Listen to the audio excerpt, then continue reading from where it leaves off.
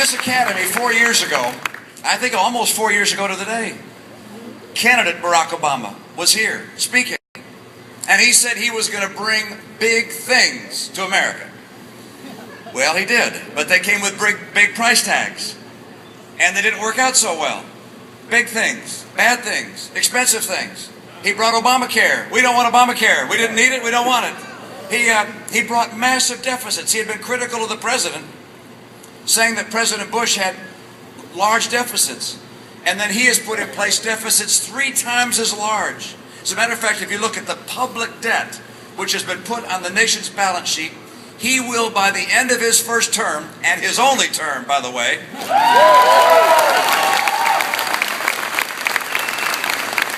he will have put in as much debt as all the prior presidents combined. A big thing, a bad thing, an expensive thing. And then, of course, some of his legislation, like Dodd-Frank, this huge bill, 2,300 pages. And the big banks smile at it, by the way, because they have the hundreds of lawyers to deal with all these new regulations. It's the community banks, the banks that give loans to small businesses and entrepreneurs. They're the ones that are being crushed by this legislation. Big things, bad things, expensive things. And then he brings a new idea yesterday or the day before to our national security. He says that after the many years following FDR, where we've had a single strategy for our national defense, and that is to have a military strong enough to fight 2 wars at the same time. Hopefully never have to do it, but have that capacity so that we have national security and strength. He changes that policy as of a couple of days ago, says he's going to shrink the military. We'll no longer have the capacity to fight 2 wars at one time. Let me make it very clear, by the way. I want a military that's superior to any else in the world by a wide margin, not because,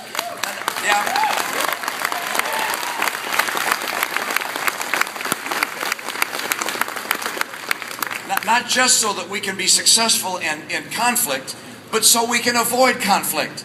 A military that's extraordinarily strong, superior to others, keeps others from doing dangerous things that would threaten us.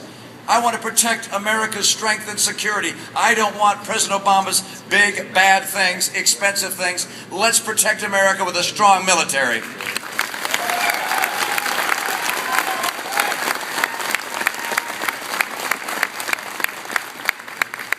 Another big thing. How about borrowing $787 billion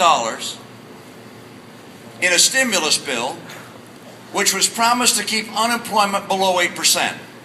Now, how'd that work out? We have not seen unemployment below 8% since. It's now been 35 straight months above 8%. And by the way, 8% is nothing to write home about. That's an exceptionally high level of unemployment. That's millions of Americans out of work, unable to find jobs, people who've pulled themselves out of the workforce. This president has failed on almost every dimension. And I'm remembering what he said on the Today Show shortly after being inaugurated. He said, you know, if I can't get this economy turned around in 3 years, I'll be looking at a one-term proposition. We're here to collect. We're taking it back.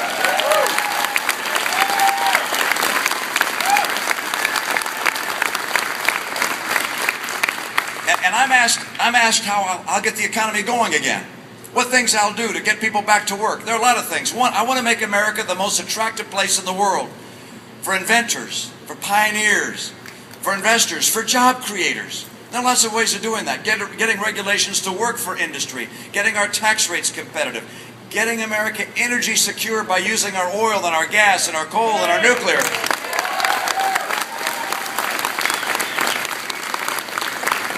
I want to open up new markets for American goods, and I want to make sure that when people cheat and steal our technology and our know-how, that we clamp down on them. No more letting China run all over us and pretending like it's not happening.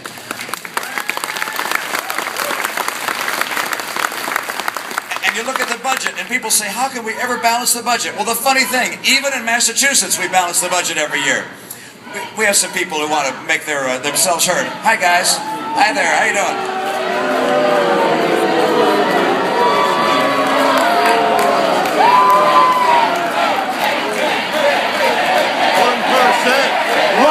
1%. Well, we're lucky to live in a country where people are able to express their views. You know that. I love the freedom of this great country. Although I do prefer when we do it with respect and civility. But let's come back. Let me tell you how I'm going to balance the budget. We did that in Massachusetts. You know that? We had the chance in Massachusetts. I see some Massachusetts legislators right here. Thanks, you guys. This, by the way, is a total contingent of Republican legislators, it seems like, in Massachusetts. My legislature was 85% Democrat. And we balanced the budget every year. Republicans and Democrats coming together and working together.